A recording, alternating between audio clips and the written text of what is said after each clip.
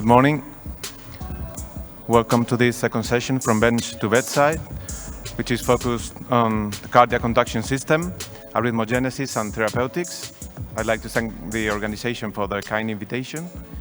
And we have an outstanding panel of experts, which will open our eyes on topics that cardiologists are usually a bit far from them. First, we have Dr. Lucille Miquerol from Marseille, whom I think is already online. Bonjour, Lucille. So first, I would like to thank the organizer for this kind of invitation, and especially Dr. José Ralif.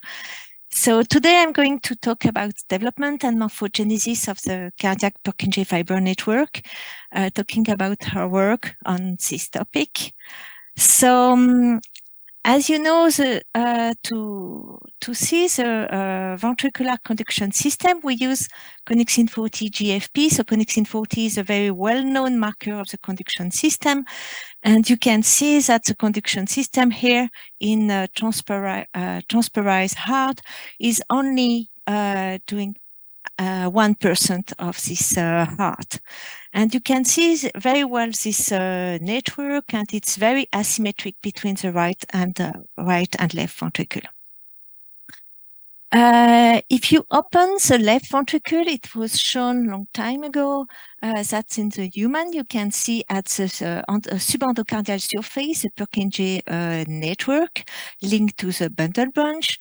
And when we create this mouse, we found that, in fact, we got exactly the same structure, so the same architecture of the ventricular conduction system in the mouse, with the east bundle at the top of the septum, the left bundle branch, and the Purkinje fiber network organized in this ellipsoid structure. A closer look, it's very amazing how these cells are really well distinct between from the working myocytes, and you can see these Purkinje fibers linked all together with different Purkinje fiber at this level. So we were very interested in the transcription factor NKX2.5 because NKX2.5 is a mutation common in congenital heart disease. And one important point is more than 50%, mainly all, not all, but more than 70% of patient with mutation in NKX2.5 develop conduction defect and arrhythmia. So to explain this, we first look at the structure, the architecture of the ventricular conduction system in NKX2.5 heterozygote mice. These mice are viable, but what you can see is when you lose one copy of this gene, you end with a hypoplastic Purkinje fiber network here. And these cells are normally functional, electrophysiologically functional. But what we can observe is we got a reduction of the conduction velocity and some ventricular block. So this led us to the assumption that the function follows the form. So now the main question is how this very nice and complex network is formed during development. So, as you may know, so the heart is composed by 4 different chambers, 2 atria and 2 ventricles. But from the beginning, the heart it's only composed by the cardiac crescent, so a pool of progenitor cells that differentiate in cardiac progenitors. And around E8.5, they fused to form a single tube. And it's at this stage that the heart starts to beat. And so it's the first organ to function. And then you got this looping of the heart, and then the separation by septa of the 4 chamber. If we look at the function, so the heart starts to beat, but it's only by peristaltic contraction at very early stage. When the heart tube differentiate, and when you get some structure of the heart like the chamber, like the atria and ventricles that acquire a fast conduction velocity compared to the outflow and the AV canals that stay slow conductive myocyte, you start to see an electrocardiogram similar to what's towards in the adult. At that time, it was at the beginning of the 20s, we start to ask what are the progenitor cells of the ventricular conduction system. First, it was described that there is a population of cells that describe a primary ring, and we can follow these cells because they express specific marker, and it was things that maybe these cells by proliferation give rise to the conduction system. Also, it was shown in chick that by clonal analysis, so following one cell just by labeling one cell, you can follow and found that Purkinje fiber shares the same progenitor as the other cardiomyocytes. So it comes with different ideas that may that the complex network can form either by proliferation of these proximal cells or a recruitment, so in situ linkage between proximal and peripheral component. So to deal with this question, we use also clonal analysis, and we found that in fact you can see in some clone. So clonal cells are in blue, and you can see Purkinje fiber here in brown, and they can share in the same clone, you can see Purkinje fiber and working cardiomyocytes. So for sure, we got a progenitor that is common for the Purkinje fiber and working cardiomyocytes. However, we found in these clones some conductive cells or only contraction cells. However, so we end with the analysis that for sure there is a model that we got a bipotent progenitor, so a cardiac progenitor that is able to give rise to Purkinje and contractile myocytes. However, at that time it was a retrospective analysis, so we couldn't tell exactly when and in which cells this is happening. So we look more carefully at the development of the ventricular wall, and you can see that during development of the ventricle in the mouse, we can see two different types of cardiomyocytes. There is this thin layer at the beginning that is a compact layer, and you can see during development, this thin layer increase inside by proliferation to give rise to the main compact layer. But we got also this trabecular layer here inside at the inner side, and they are maintained during development. It's only around birth that they disappear when we obtained a smooth ventricular endocardial surface. So when we look back at, so I told you that connexin 40 GFP is a very good marker for the ventricular conduction system. So the East bundle, bundle branch, and Purkinje fibers. And if we look back at the expression of this marker during development, we found that connexin 40 GFP is specific to the trabecules. So with the idea that maybe the trabecules are the progenitor of the ventricular conduction of the Purkinje fibers. So to deal with these questions, we use another tool that is the connexin 40 CRI-RT2. And we did a lineage analysis of the trabecules. So to do that, we inject tamoxifen at different time points during development.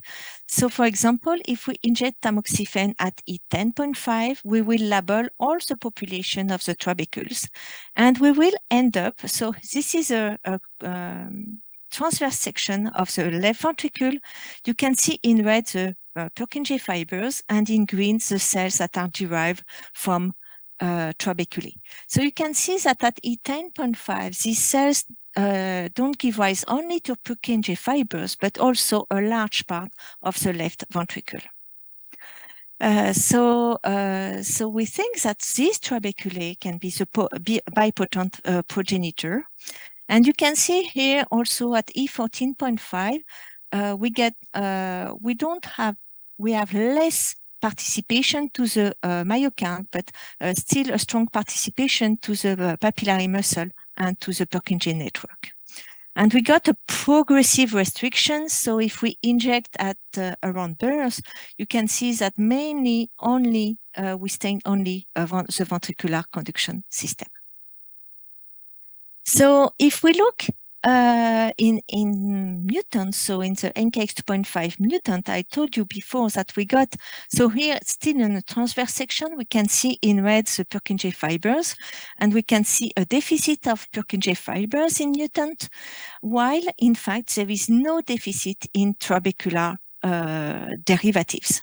So it means that there is no proliferation defect, but if we merge these two images, we found in fact so to obtain an hypoplasia of the Purkinje network, it means that this bipotent cells is not able to derive to conductive cells, but mainly to contractile cardiomyocytes. So to better understand how this is happening during development, we use a prospective clonal analysis.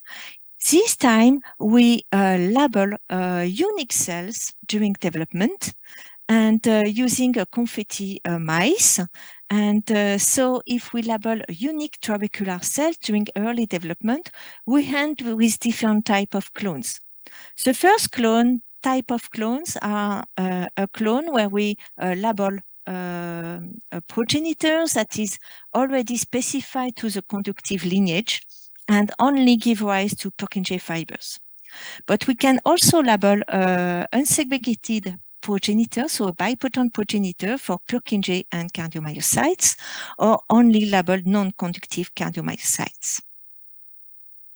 So if we look during development, we found that in fact, as early as E9, so when trabeculae start, we already get cells that are segregating in conductive cells.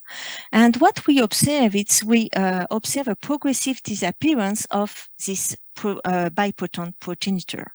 So there is a progressive restriction of connexin 40 trabeculae to the VCL lineage. And importantly, what we observe is this is, we got a massive, in fact, segregation at around birth. So there is a strong recruitment of these bipotent cells to become Purkinje fibers at this stage. If we look during in mutant, in fact, we observe that we got a persistence of this mixed population, so a persistence of bipotent cells.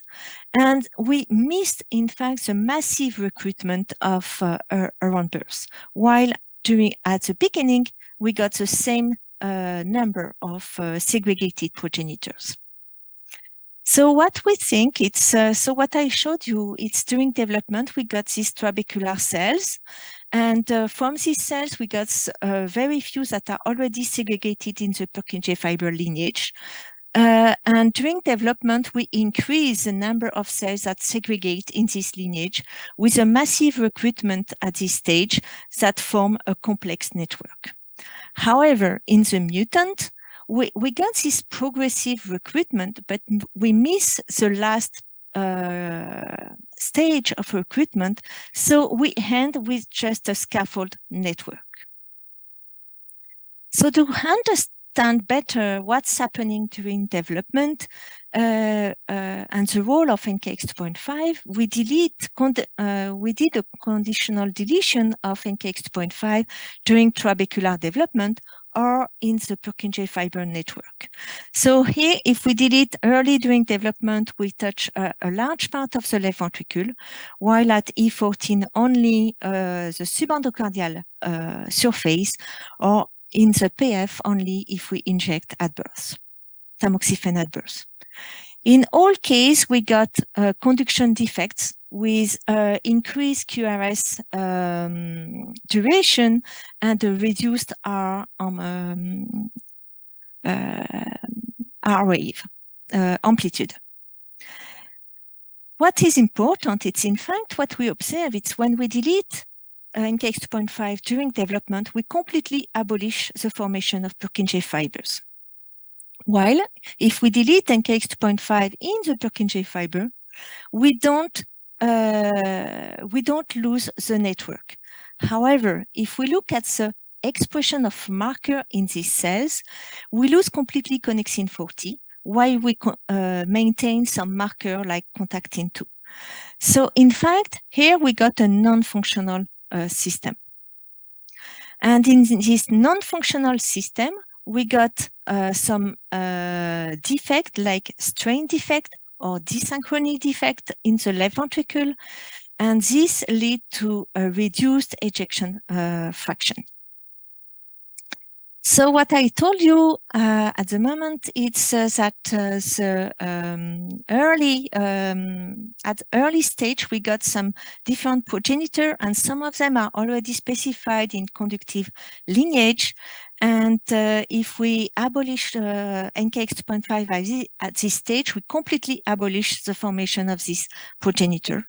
While if we reduce NKX2.5 by half dose, we got a recruitment defect at late stage, and if we completely abolish NKX2.5 during in the Purkinje network, we lead with non-functional Purkinje fibers.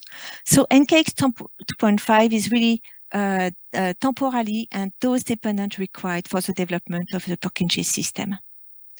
I just want to add some unpublished data at the moment, and because we did similar analysis for another transcription factor, that is TBX5, because it's causing Altoran syndrome in human with conduction defect, and it's also associated with NKX2.5 to give fast conduction properties.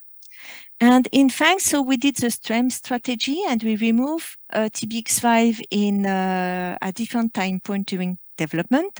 And I just want to show you what's happening if we did it at fetal stage. What we can see is we keep the network, the Purkinje network, at least at this, when we look at the ellipsoidal structure of trabeculae. But when we look carefully, we got a reduced number of contactin 2 cells. And importantly, we don't have the same functional defect in these mice. What's happening here in these mice, it's mainly we obtain ventricular arrhythmia with premature ventricular beats when we delete at E14, or if we delete only in the Purkinje system. Importantly, so we look at another marker, that is connexin 43, and here in purple you can see the Purkinje network with contactin 2, and in green connexin 43 that is expressed in cardiomyocyte and Purkinje fibers. And when we remove completely TBX5, you can see that we completely lack the expression of connexin 43 where TBX5 was deleted. So this patch of gap junction free cells may be at the origin of these arrhythmias. And so just as a summary, so in this mutant, we think that, and we got also defect in the QRS axis in these mice. We think that maybe it's because we got this patch of gap junction free that we got these arrhythmias. So finally, I showed you that during embryonic development, NKX2.5 is required for the formation of the Purkinje fiber network. And at postnatal stage, NKX2.5 is required for the maintenance of the fast conducting PF network. So conductive defects arise from PF hypoplasia or from PF dysfunction, and both drive contraction disturbance leading to left ventricular dysfunction. Finally, I showed you that another transcription factor, TBX5, when it's deleted in the Purkinje network, it drives ventricular arrhythmia in association with a defective PF maturation and a decrease of connexin 40 expression. Finally, all these studies suggest that really the developmental defect of the ventricular conduction system may represent a major risk factor in cardiomyopathy and congenital heart disease. And finally, I would like to thank the people who have done this work. So mainly Caroline Choquet was done the clonal analysis, and Juliette Fada was working on the TBX5 mutant and all members of the team. And thank you very much for your attention.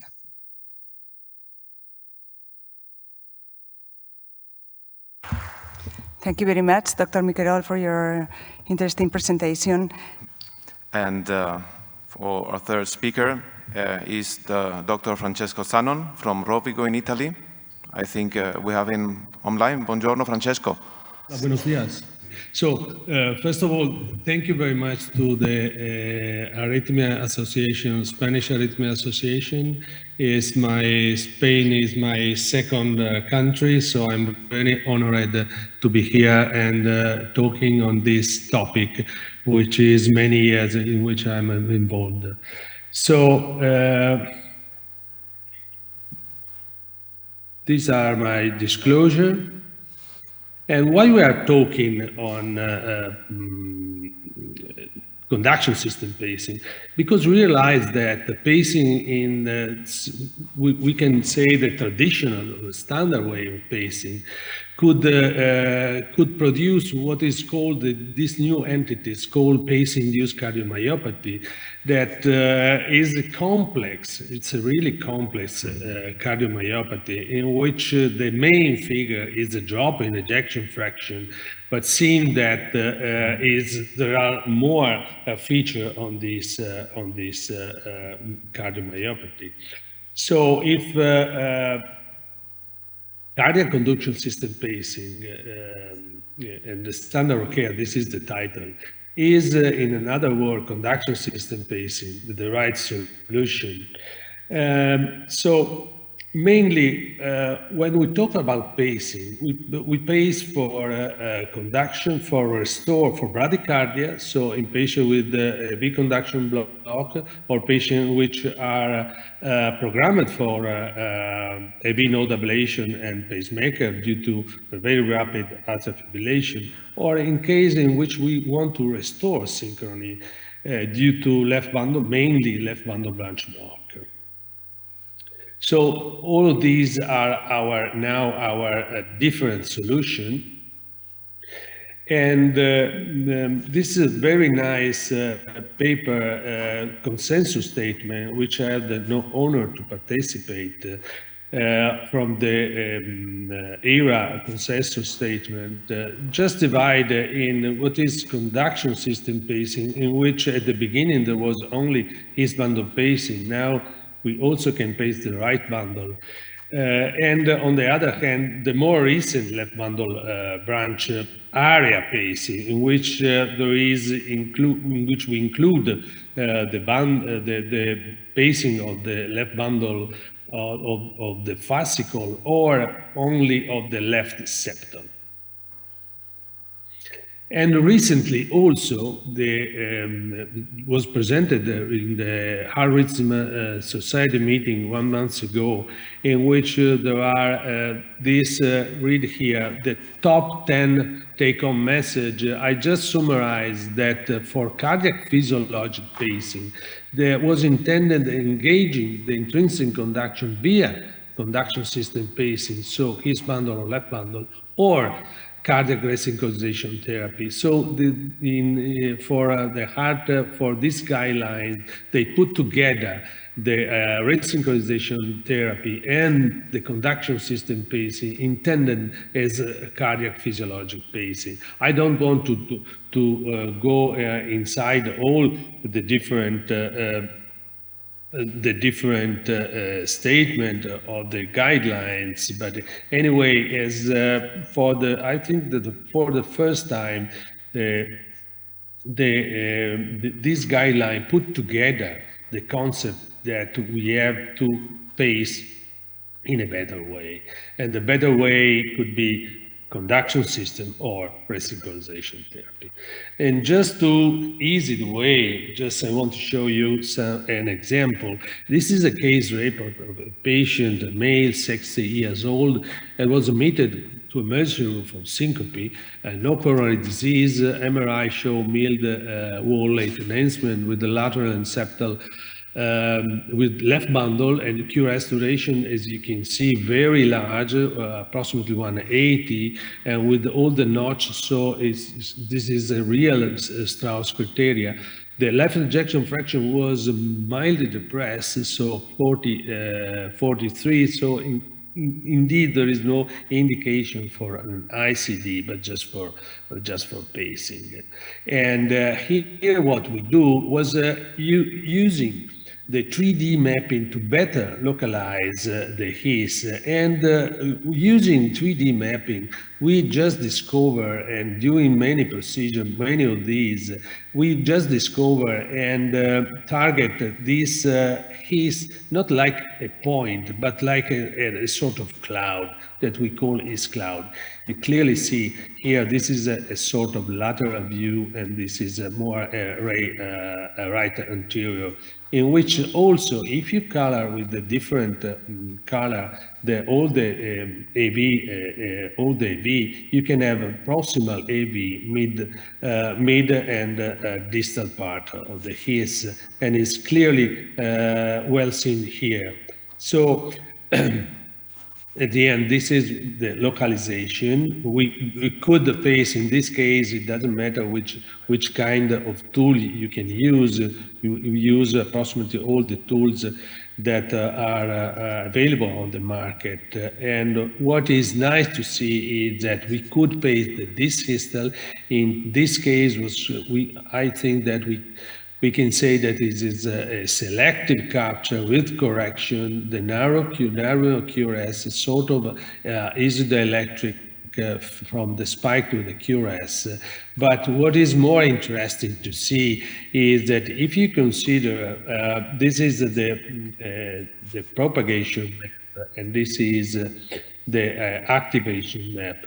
So for those who are not familiar, this is an LIO projection, more or less, in which this is the left ventricle. So what is purple is very late activation. So the activation in case of left bundle, so QRS 180, the activation is very late, and the dot represented the propagation, so, which is, as you can see, very slow. What happened here, in which we shortened the QRS to less than 100 milliseconds, so the color is yellow. That means that the activation is very rapid. And if you see the dot are all at the same moment, so mean that the propagation is very rapid. This is the case in which really we have a perfect correction of a left bundle. But so is the conduction system really the right solution, or is it too difficult compared to what is the standard way of pacing to pace the apex? Or is too much complicated compared to standard LV? Another possible concern is too much fluoroscopy. I want to show you our technique in which, because in this case is a His pacing. His pacing is a pure electrophysiological procedure. I don't use any fluoro. Look, the fluoro machine is out. I just go in, connected in a unipolar fashion, so right and the red to the skin. And I just look for potential. Look here, we start with the atria, then I see the ventricular. I just move slowly inside. Look, my hand, very slow movement, very, very slow, and look around because, and now in 20 seconds, we can localize his, okay? My right hand is just screwing and then you ask technician to pace. This is speed of 100, so reduce the velocity to better visualize. In this case, probably now they are reducing the speed. Okay, look here. Again, so start the threshold, 5, 4, 3, narrow QRS, non-selective, but capture of the, and at 1, you can see, you can observe the difference, the loss of the His capture, just septal capture, and then it goes up to all the threshold, which is 0.5, 0.4, and loss of capture, which is 0.4, and that's it. But if it should be the standard care, does it work really? We have a different effect. And in this meta-analysis I had the honor to coordinate, it's clearly shown that this group of patients which has normal ejection fraction still maintain over time the same function, and the patient with low ejection fraction improve. But not only to the function, with the hard endpoints, and this very nice paper from Pugal group in US show that if they compare. So this is a very good paper. The strong point are the numerous group, which are more than 300 in each one, in each of two. So one pacing the His, the other one in standard pacemaker. The strong so is many patients. The second one is the long follow-up, but the weak point is not randomized, the only thing. But if we look at the primary outcome, which is that heart failure of upgrade to biventricular, it seems that it works better than standard. But also, we have this randomized, not many patients. We have some cross, and in this paper they compare the His pacing to the BIV in terms of improvement of left ejection fraction and narrow QRS. So there is no clear because of some crossover. It will seem that His is a little bit better, but not significant in terms of intention to treat. But when we go to per protocol, that seems that is really better.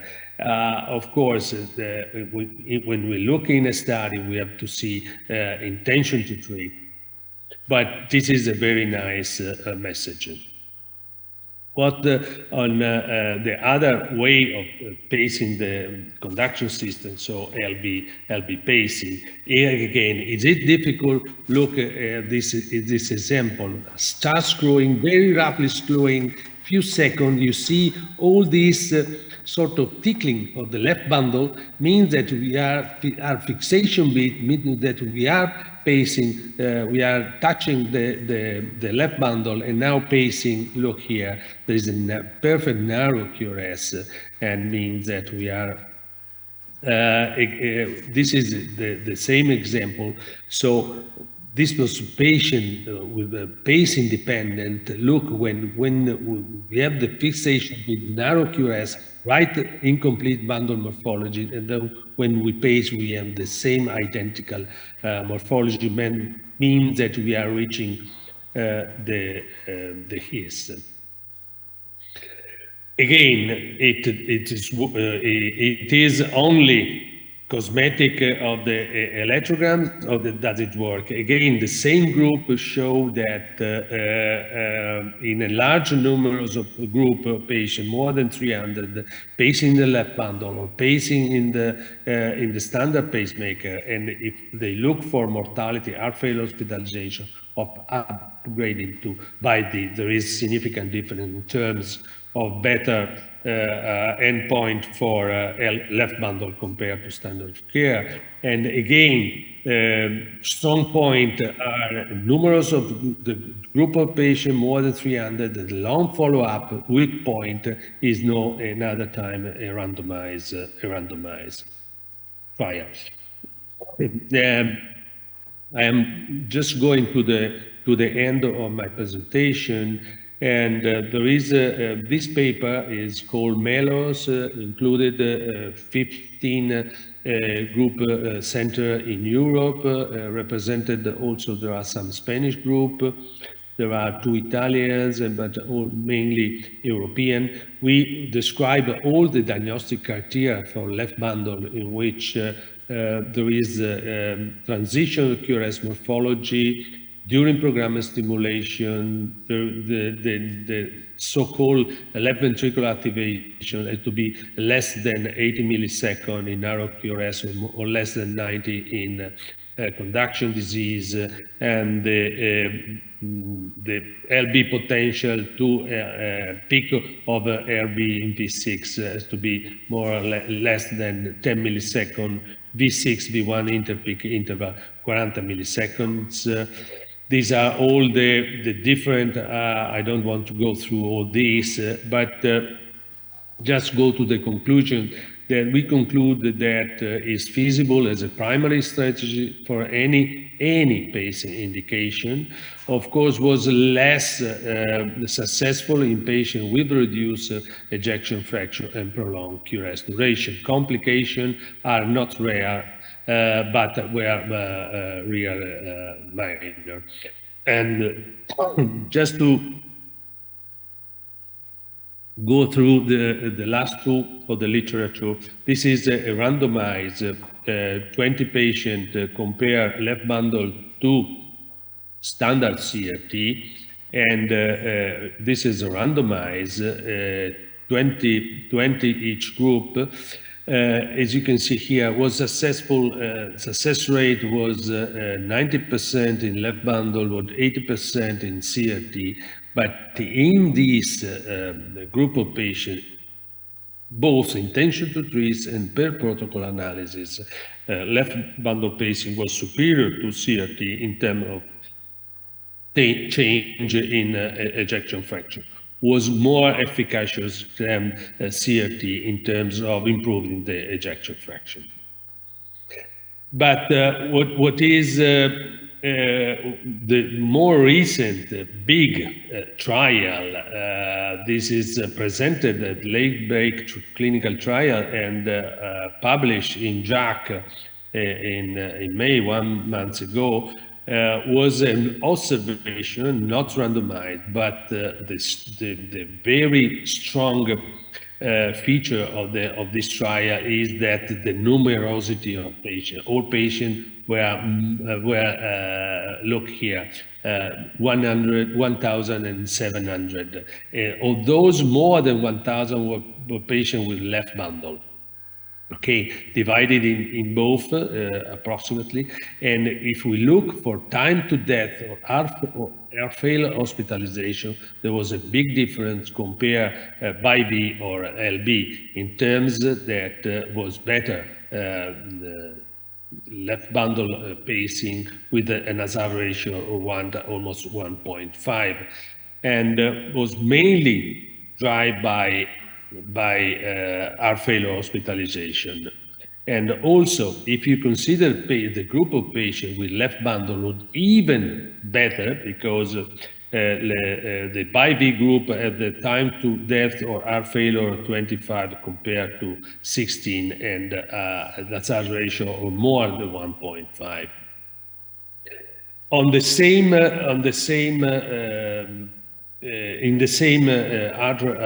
Arrhythmia Society meeting, there is another late-break clinical trial of the South American group in which, with the less numerosity of patients, approximately 400, they have at the end the same result. They look for heart failure, hospitalization, all-cause mortality. Here again, there was a significant better outcome for left bundle pacing compared to standard CRT. So the main message of those two late-break clinical trial presented at the Arrhythmia Society goes in the same direction. Both are not randomized, but both have a consistent result because of the numerosity of patients.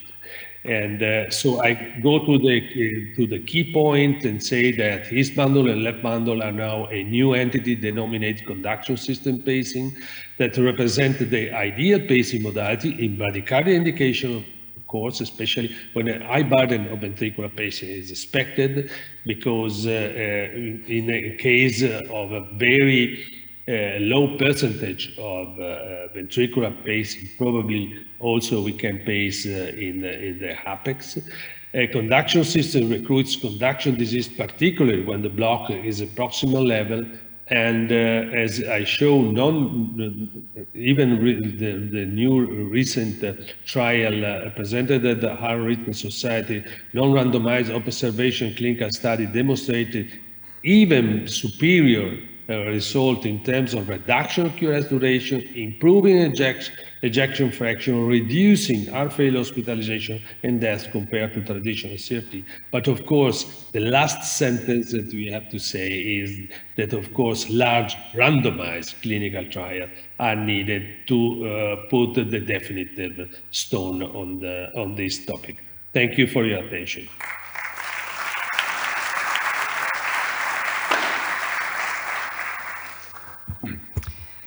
Thank you very much, Dr. Zanon, for your overview, and it's a great pleasure to have you with us. Is there any question from the audience? I have a question to Dr. Miquerol.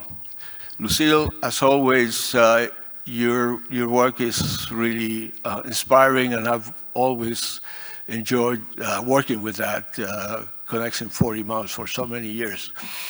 I have a question in terms of the NKX25 mutant. The loss of half of the allele leads to a reduction overall of the network. But what's happening at the cellular level? Is it only that there's less transition, or are there changes in gene expression that also contribute to the effects in terms of the slowing of conduction and what you see? In fact, what it has been shown is if you look in working myocytes, you got a defect in different current, and I think the sodium current is affected.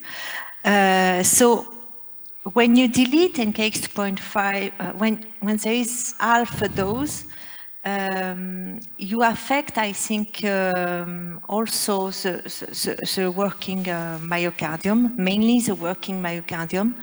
While we look at the Purkinje fibers, and we did some AP recording, and just when AP recording and IF current are normally present in the Purkinje fibers.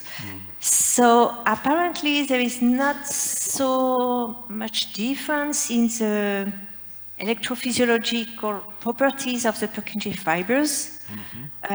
So mainly we lose these cells, we lose the number of fibers in the mutant, while there is a decrease in there is a change in the properties of the working myocytes. I see. Excellent. Dr. Zanon, very nice to hear you so soon. And I want to ask you, it's an excellent way to do things with stereoscopy, but I'm a little bit scared that at the last maneuvers, sometimes you make a loop at the electrode and you don't want to have later problems. So I ask you if you have a final photo of what is going to be the electrode for a long time. So maybe you want to make some maneuvers to keep your security. So I think that I would not make absolutely stereoscopy. So what do you think about it? Well, this is, thank you. Gracias por la pregunta. Thank you. Well, fluoroscopy is, I show this movie just to keep everybody conscious that is an AP maneuver. Then, of course, when you cut, to have the slack, you have to use fluoroscopy. To put to deliver the atrial lead, you use fluoroscopy. But if you look at literature, the majority of paper on his bundle put in a fluoroscopy time an average of more than 10 minutes up to 15 minutes, 20 minutes. My shortest time was 12 seconds just for the slack, of course, because at the end you have to see. But you can really put the lead in an AP wave. Is AP procedure. That's probably not the strategy, but the excitement for us to join together what is interventional cardiology and electrophysiology.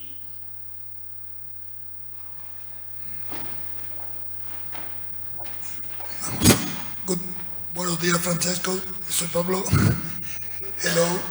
I would like to ask you a practical question. You know that there is a number of patients that the QRS can be not narrow with conduction system pacing because the problem is not in the his bundle but is in the myocardium, it's more distal. So what do you do in your lab? Do you use some criteria to predict in advance which patient are going to respond to conduction system pacing, or you attempt in all the patients to reduce the QRS, and then in those patients who do not reduce, you change the technique to classical CRT with coronary zero spacing? Hola Pablo, gracias por la, thanks very much for this. I think that your question demonstrated how smart and clever you are. Is the main point, the main unsolved point now for everybody is just because what is clear is that if the lesion is at proximal level, as I shown you in this case report, we have a perfect recruitment and a perfect narrowing QRS, normalizing synchronization, propagation, velocity, and so on. What is clear now for the majority of physicians is that there are these complex cases in which there is not only proximal disease, but it's also peripheral, all mixed proximal and peripheral, and we don't have a real solution now. What has been proposed is to join the two solutions, so the so-called hot and lot, in which probably the main meaning is that because the velocity globally inside the left ventricle is slow due to some obstacle or due to the diffuse slow velocity. So if we pace for more site, like in CRT when we use the multi-point or multi-site pacing, that we have demonstration of such improvement. So probably is pacing, but there is no clear solution. Also, another point is how to have diagnosis of this before the procedure. And this is another unsolved point. I have another question for Lucille Miquerol. Lucille, is there, or have you seen any of the models of cardiomyopathy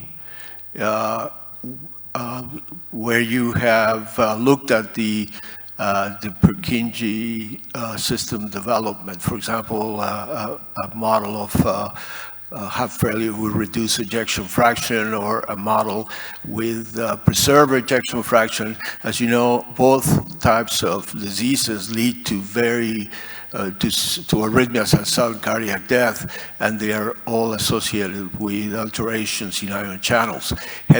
Have you looked at his Purkinje system in any model of cardiomyopathy to see if you see alterations in the development or in the expression of the various genes that are associated with connexins, or connexin 40 specifically?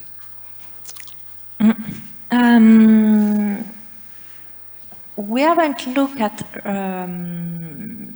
at model with human mutation, for example, human mutations that have been shown in cardiomyopathy.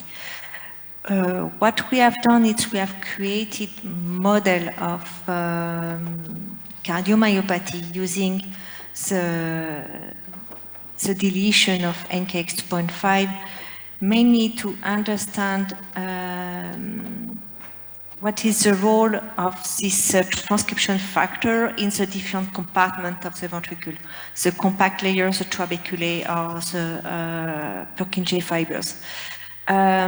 This is to understand, I think, the basic functionment of the arrhythmia. And so we found that if we delete NKX2.5 during development, we completely abolish, in fact, the development of the trabeculae, and it's why we completely delete in Purkinje, complete deletion in Purkinje. This is not what can be found in patients, but in patients you can, a lot of mutations are done by NKX2.5, but for the moment it's not known if this mutation causes any morphological defect of the Purkinje fibers, because it's not possible to see the network directly in human. That's right, but you think it is possible to generate a model of heart failure, of a cardiomyopathy or hypertrophic cardiomyopathy by crossbreeding your mice with the model of cardiomyopathy and then looking at the expression of the Purkinjes? Because many of these cardiomyopathies, probably the arrhythmias are likely to start in the Purkinje network. Yes, it's possible to do that. The thing is, in mouse models, the problem, it's very difficult to get exactly the same phenotype. And mainly to get some ventricular arrhythmia, it's very difficult. So maybe it's not phenocopy completely the phenotype, and as example, we are doing at the moment, we are looking at the Purkinje network in DMD mice, so MDX mice. So it's a model for the dystrophic myopathy, and it's known that most of the patients, so the young boy, also develop cardiomyopathy with conduction defect and arrhythmias. So we are at the moment trying to look at the conduction system and the development of the conduction system in this mouse model. but it's ongoing. Thank you, thank you. Okay, I'm afraid we can't take more questions. We're running out of time and we have to give way to the next session. So thank you very much to the speakers for their excellent presentations and hope to see you soon in another meeting. Thank you for the invitation. Thank you.